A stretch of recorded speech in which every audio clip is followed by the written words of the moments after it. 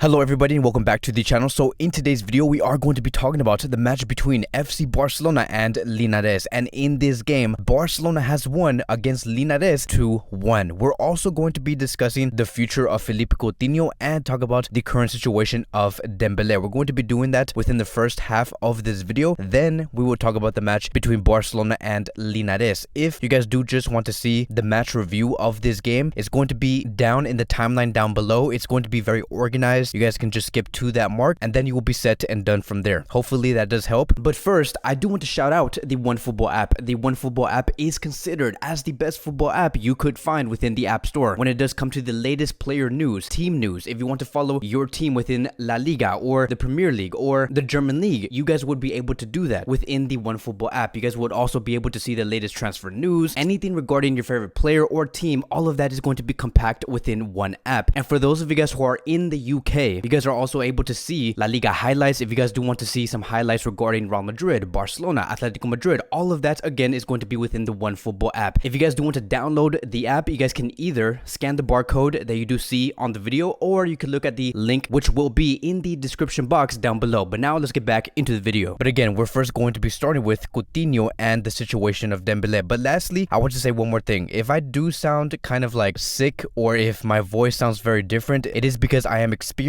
some sort of like sickness. I don't know what it is yet. Hopefully it's not what I think it is, but I'm probably not. Maybe it's just a cold or a slight fever, because look, the only thing that is going to be getting sick is Real Madrid being sick of seeing Barcelona win 3 points every weekend. But okay, now let's get serious. Let's talk about the Coutinho and the situation of Dembele, and starting with Coutinho. So now there is progress going on between the exit of Philippe Coutinho, because it does say here, according to Helena Condis, Barcelona is in talks with Aston Villa about sending Coutinho on loan until the end of this season. So when it comes to Coutinho, he was always destined to go to the Premier League, because this is a league that he does know best, and there has been many Premier League clubs that have been wanting Philippe Coutinho for a very long time. So right now it is unclear on what that deal is going to be exactly. Like, is it going to be a loan where Aston Villa is going to be taking the full wage of Philippe Coutinho? And we do have some reports basically suggesting that this is what we could see in the near future, and what we could see Barcelona and Aston Villa agree to. And it does say here, according to Mateo Moreto, Aston Villa wants to include an option to buy in the Coutinho deal. And then if we look here, according to Ferran Correas, Coutinho is indeed very close to joining Aston Villa. He will join on a loan plus an option to buy, and the clubs are negotiating how much of the wages each club will pay. His departure will be key for Ferran's inscription. So of course this is big news, because with the exit of Coutinho in this January transfer window, this is going to allow the registration of Ferran Torres to officially become a Barcelona player, and then we can have him ready for the match against Granada. So hopefully this is what I hope could happen within this week. Hopefully we could hear news about Aston Villa saying we're going to be taking Philippe Coutinho on a loan for 6 months, and we're going to be taking the full wage of this player. That is what I hope will happen between the deal of Barcelona and Aston Villa, because look, and that is best case scenario, because let's talk about worst case scenario. Let's say that Aston Villa and FC Barcelona say, let's split the salary half and half. You pay Coutinho's half of the salary and we'll also pay the other side, because Coutinho earns around 15 to 18 million euros per season. So if Barcelona actually pay half of Coutinho's salary, that is still going to allow the registration of Ferran Torres. That is just how much Coutinho does take away from Barcelona. Even if Barcelona pay half of his salary, that is again going to allow the registration of Ferran, and that is some huge news. So either way, whatever option does happen, it is going to allow Ferran to officially become a Barcelona player. But now let's move on towards the situation of Dembele. And many have been asking, what happened to Dembele? Weren't we supposed to hear something about Dembele back on Monday? And this is what we are here to address. So like we did report about 24 hours ago, there was never supposed to be a meeting on Monday. And as a matter of fact, it does say here, according to Helena Condis, Dembele's camp still doesn't consider renewal negotiations as 100% over, as long as they received an offer from the club that shows how they believe in the player as a leader of their project. Meanwhile, Barcelona is starting to get fed up.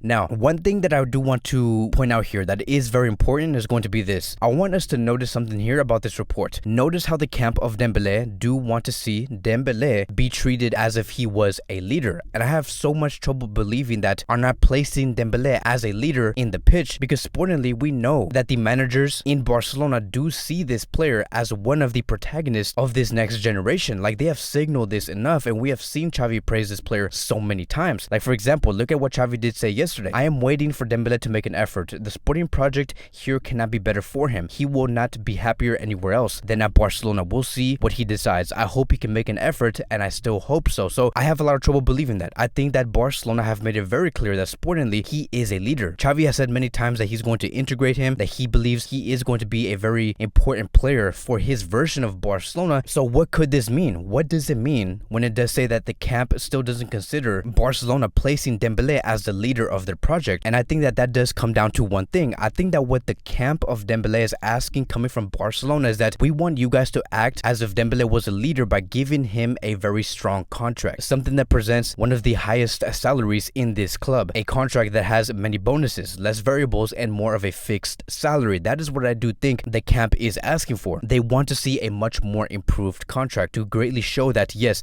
Dembele is one of the leaders of this club. Because again, if the people around Dembele are saying, oh yeah, Barcelona are not placing Dembele as a sporting leader within this club, that does seem very contradicting, because the only thing that we have been hearing from Xavi is that Dembele is going to be a very important figure. So again, the only thing this does lead me towards too is that they want to see a stronger contract, and that is basically it. And that is where we do stand regarding Dembele's situation. But now let's move on towards the game between Barcelona and Linares, and I'm going to be making this very short, and I'm going to be talking about 3 different key points. Point number 1, this game did not impress me. I think that the control, the focus was just not there. The goalkeeper looked out of it. I just feel like Barcelona really underestimated this team, and there was no reason why Barcelona should be very relaxed. Like, these are the type of tendencies that we see from Ronald Koeman's Barcelona. We have been seeing that over the past 9 to 10 months, and it continued throughout this game against Linares. Now, of course, we did win. We won 2-1. We saw a goal coming from Dembele and Jutgla, but Linares scored first, and there was no reason for it to come out in that way. And of course, when Linares scored first, the pace went on faster, but Linares were actually matching Barcelona's intensity because they still saw more chances even after they scored the first goal. And so it could have resulted into a loss. Barcelona could have lost 3-1 or maybe 3-2 or maybe 4-2. Like, we saw Linares see a chance when they shot a ball into the top right corner. It hit the post. Neto thought that that was going to be out, but it did hit the post, and Neto was like, wait, that ball was going to hit the post? I thought it was going to go out. Like, it was just a complete lack of focus. And then we saw like a ball go in literally inside the net, and then because that player supposedly touched it, that was literally right next to Neto, it was considered offside, but it was just all a lack of concentration. And then we saw many counterattacks going up against the defensive line, and I'm like, okay, is this Barcelona B or is this the first team? This is a game that I would say I would really forget about, because I just did not like the attitude. I did not like the approach. It did not impress me whatsoever. The fact that Barcelona had to really suffer against a team like Linares, who is like in 3rd division, it just does not impress me. And hopefully when Barcelona go up against their next team in La Liga, they really pick up their pace, because this was just not it. But of course, there is going to be other positive notes. Like, for example, let's move on to key point number 2. Alves. Dani Alves left a great impression because he always looked like he knew exactly what to do. Now, in this game, he played much more centrally, and I get it, right? I think that Xavi wanted Dani Alves to play more centrally because he did not want to see him make more runs, because that was going to result into an injury. And he was always involved in the build-up play, and he looked very amazing. And when you align his passing intentions and where he does want to pass it with